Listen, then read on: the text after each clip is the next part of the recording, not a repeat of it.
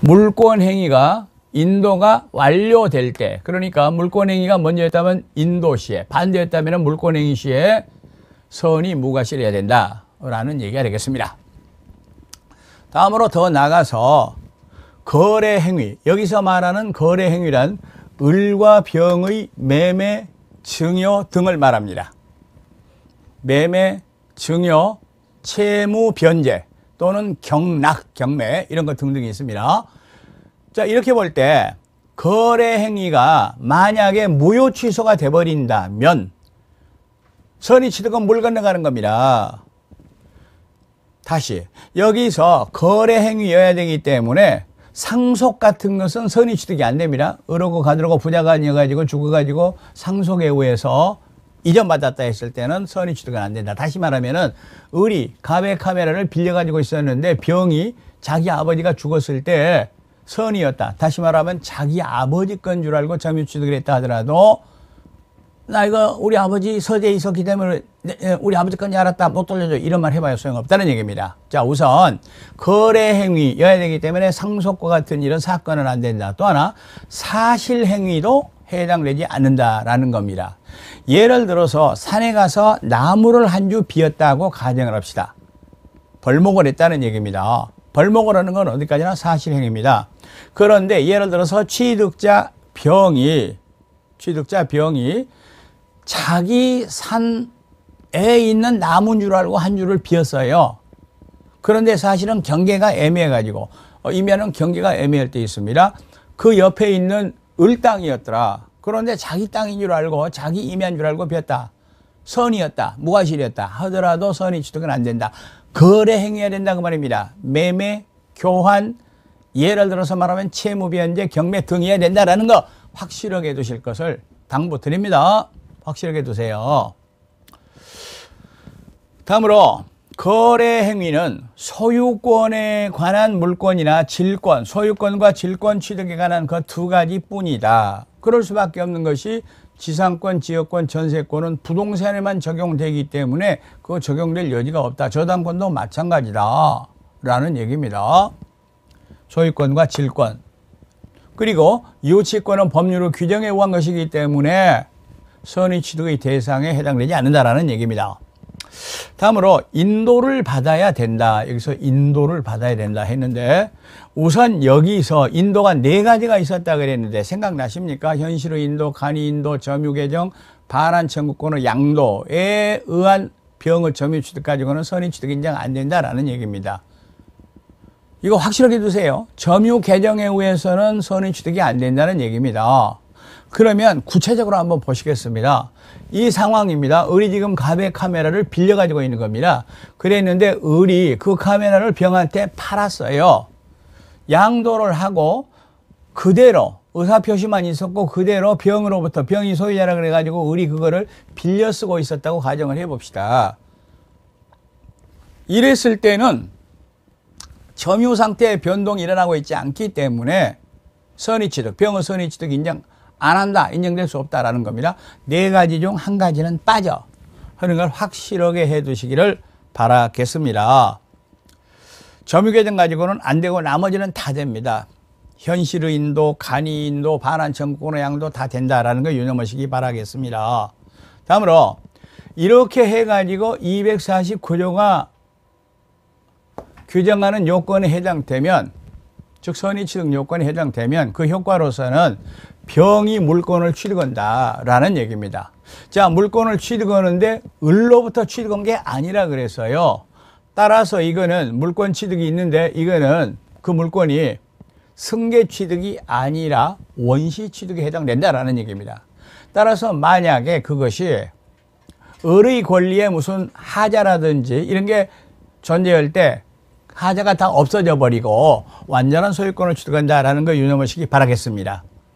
그 다음에 이렇게 무권리자로부터 을이 소유자도 아닌데 병이 소유권 취득을 했다 하더라도 병은 어떤 경우에도 반환 청구 대상이 되지 않는다. 예를 들어서 부당이득 반환 청구 이런 거 일체 인정되지 않는다. 즉 완전한 소유권을 취득해버린다 라는 거 이거 확실하게 정리해 두실 것을 제가 다시 한번 당부드리겠습니다. 자, 여기까지 해서 선의취득 인정됐습니다.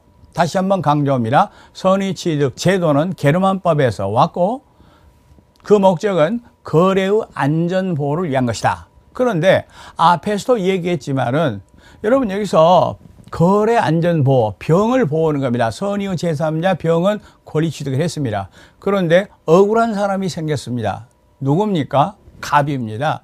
갑의 희생 위에서 선의의 제3자 병이 보호를 받는다는 얘기입니다. 그 뒷얘기를 해본다면 두 말을 것 없이 이때 갑은 병에 대하여는 그 카메라 반환 청구 못하지만은 을에 대해서는 너 왜 팔아먹었냐? 불법행위 손해배상도 될 수 있고 부당이득 반환도 될 수 있어. 카메라는 지금 돌려 못 받지만은 카메라 값이라도 내놔 이렇게 말할 수 있다는 겁니다. 그 부분은 선의취득하고는 관계없는 부분이 되겠습니다.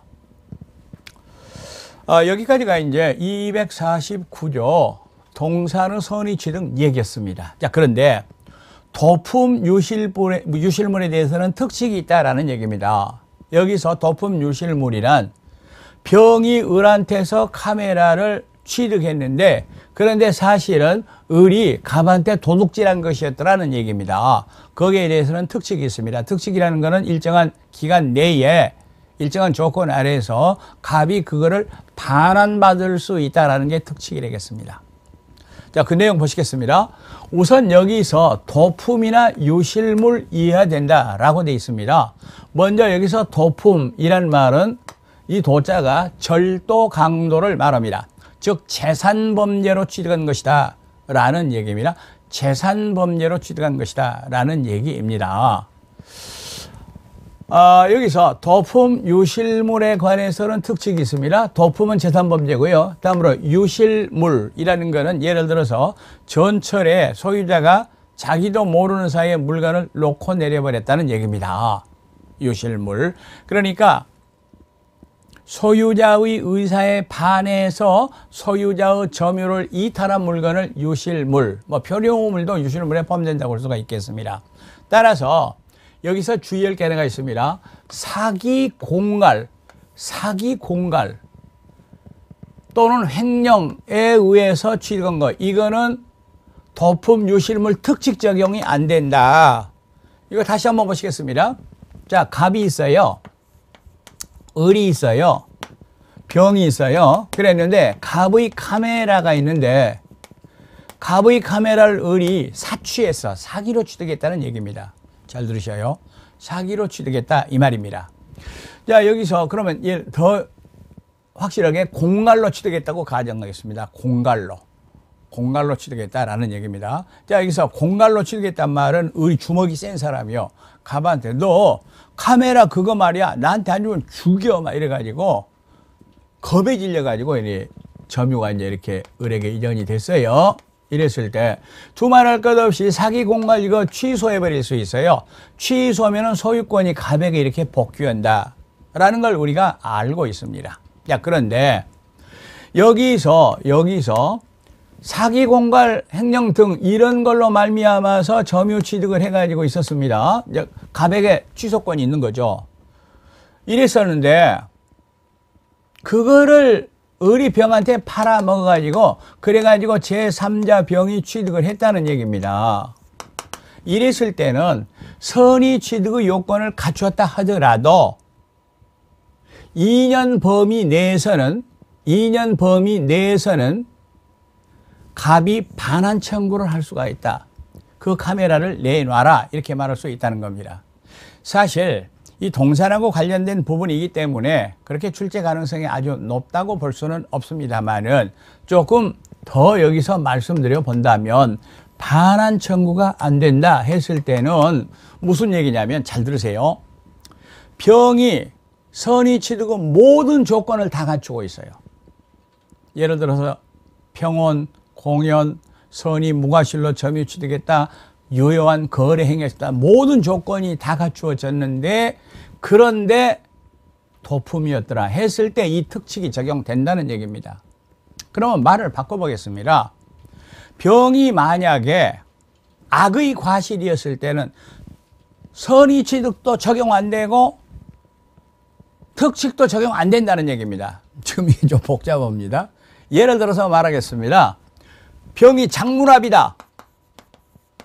작물어미가 아니라 작물압이다 라는 겁니다. 이거 작물만을 전문적으로 이렇게 취득하는 사람이 있을 때는 갑은 무조건 하고 반환 청구할 수 있습니다. 무조건 하고. 유상 무상 따질 것 없이 무조건 찾아올 수 있어. 제 말씀 아시겠죠? 다시 특칙이 적용되는 경우는 뭐라고요? 선의 취득이 조건에 다 맞는데 목적물만 도품 유실물이었을 때 그때 특칙이 적용된다는 얘기입니다. 따라서 선의 취득 요건에 해당 안 되면, 예를 들어서 선의 무과실 아니면 선의 취득 적용도 안 되고 특칙 적용도 안 되기 때문에 2년 지났다 하더라도 소유권에 대한 반환 청구권을 갑이 행사할 수 있다. 잊어버리지 않기죠. 자, 그런데 여기에서 도품 유실물에 관한 특칙 적용에 있어서 사기공걸 횡령은 특칙 안 된다 그랬습니다. 그리고 점유 보조자가 횡령했을 때도 특칙 적용 안 한다 그랬습니다. 지금 제 얘기가 잘 되고 계시는지 모르겠네요. 도품 유실물, 재산범죄 절도 강도 유실물이어야 특칙 적용이 된다. 사기공갈 횡령했을 때는 뭐라고요? 선의 취득이 돼버린다. 그리고 만약에 작물압이었을 때는 특칙도 안 되고 선의 취득도 안 된다. 잘 구별해 주시기 바라겠습니다. 그리고 도품 유실물이라 하더라도 금전이었을 때는 특칙 적용이 안 된다고 봐야 됩니다. 아까 봤습니다. 금전 이퀄 가치라고 봐야 됩니다. 금액이라고 봐야 됩니다. 그러면 예를 들어서 을이 갑한테 5만 원짜리 10장을 이렇게 절도를 해가지고 그걸로다가 채무 변제를 했다고 가정합시다. 그러면 여기서 뭐 예를 들어서 과실이 있다 하더라도 설행악이라 하더라도 예를 들어서 그 5만 원권 그거 돌려달라 그렇게 안 됩니다. 만약에 그렇게 된다면 돌려받게 된다면은 잃어버린 5만 원권 말고 다른 5만 원권 그러니까 일정한 가치 부당이득 반환 청구를 해야지 목적물 반환 청구는 인정 안 된다라는 거 유념하시기 바라겠습니다. 물론 이때는 을한테 이제 반환 청구를 하게 되겠죠. 다음으로 반환 청구는 원칙으로는 무상입니다. 공짜 배기로 한다는 얘기입니다. 이렇게 생각하시면 되겠네요. 자기 거 자기가 찾아오는데 무슨 대가가 필요한가? 2년 내에 해야 됩니다. 그 대상은 현재의 점유자입니다. 병이나 정이나 이런 사람이 되겠죠. 그런데 예외가 있더라. 무상에 대한 예외입니다. 즉 유상이라 그 말입니다. 그런데 병이 취득자가 공개시장에서 그거를 취득했거나 동종 상품을 매매하는 상인으로부터 취득했거나 이랬을 때는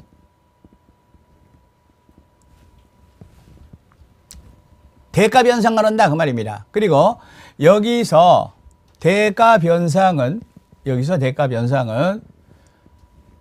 시가가 아닙니다.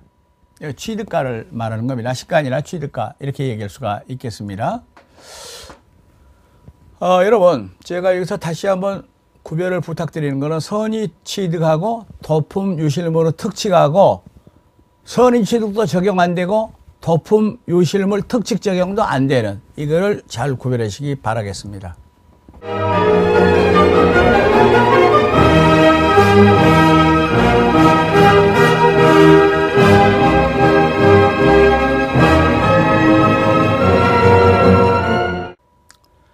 동산물권 변동 중에서는 선의 취득이 조금 복잡한 문제를 포함하고 있습니다. 잘 정리하시기 바라겠습니다.